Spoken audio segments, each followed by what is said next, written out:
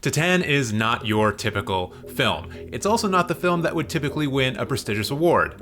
But it has won a prestigious award, and that is why you should be excited about Titane and what it could potentially mean for the future of cinema. What's up, cinephiles? My name is TJ, and today we are talking about Julia Ducournau's sink punch to the face film, Titane.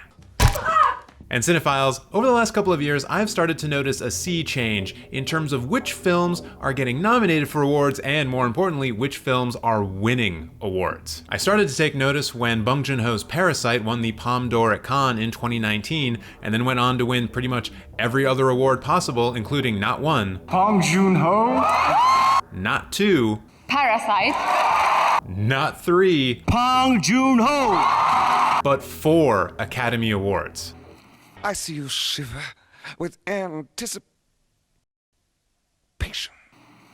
Parasite. And this is significant because Parasite was not your typical Oscar bait film. For one, it was South Korean, and no other non-English language film had won the top award at the Oscars ever. Not only that, but it was a biting social critique about class divides that exist in South Korean society and in our world at large. It was a film of the moment, a film that tapped into broad cultural anxieties and wrapped those anxieties up in a tight, nerve-wracking thriller. I'm deadly serious. This stands in stark contrast to other recent Best Picture winners like Birdman, Spotlight, Green Book, and The King's Speech, all films that I'm sure your dad really likes. That is to say that these are Oscar bait films that appeal to an older male audience. Which brings us back to Titane, a film that was definitely not made for your dad, unless you have a cool dad. Hello, cool dads of the internet. Thank you for joining us. In the intro, I said that Titane is not your typical type of film. It's especially not a film that you would expect to win a prestigious award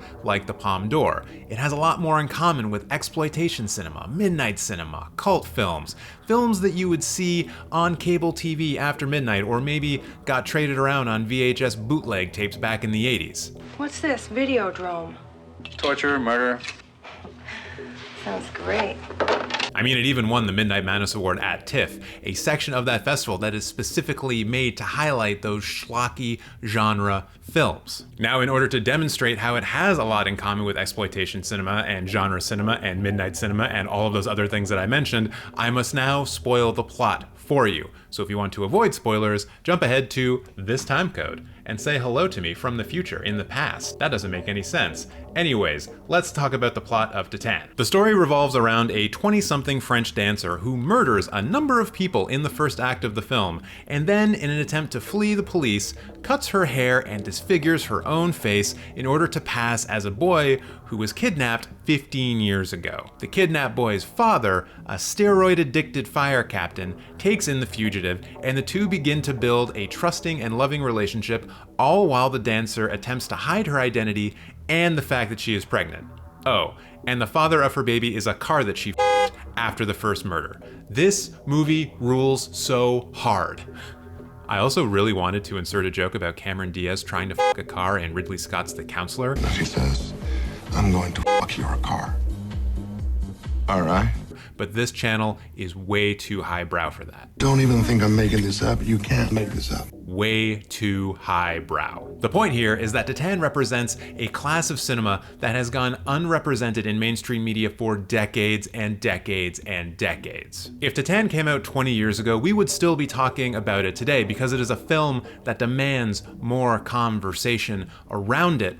But we would be talking about it in context of it being a cult classic, a film that never really had a shot at mainstream success, except that now it does have a shot at mainstream success. However, I will say that we need to temper what we mean by mainstream success. For Parasite, mainstream success is easy to define. It made $250 million and it won 4 Oscars. Success cannot get more mainstream than that. I don't believe that Titane can achieve that level of mainstream success, mostly because it is more violent, it is more graphic, there is way more body horror going on, and it depicts gender fluidity in a way that the J.K. Rowlings and Dave Chappelle's of the world will not appreciate. For me, mainstream success for Titane would mean a nomination for Best Non-English Language Film at the Academy Awards, and, if there is justice in this world, a Best Director nomination for Julia Ducournau. Ducournau. Both of these nominations are attainable, especially now that Titane has earned the right to represent France at the Oscars in 2022. Titane is the highest profile non-English language film that has been released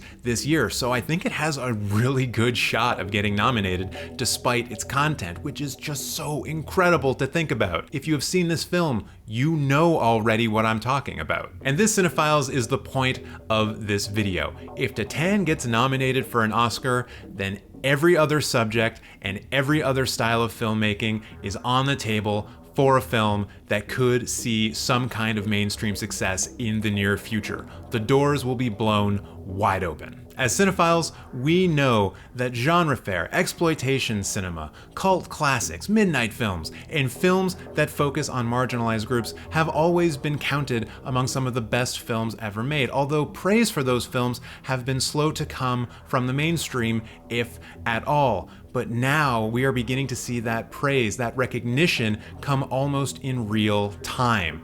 This is the shift that I am talking about. And that is why you should be excited about Titane and the trajectory of cinema that we are currently on, because we could be standing on the precipice of an explosion of cinema, where the traditional storytelling norms and stylistic norms are pushed aside by daring filmmakers willing to make the kinds of films that we wouldn't dare dream would achieve mainstream success, because now we are moving into an age where they could. And that, cinephiles, is the most exciting thing to me.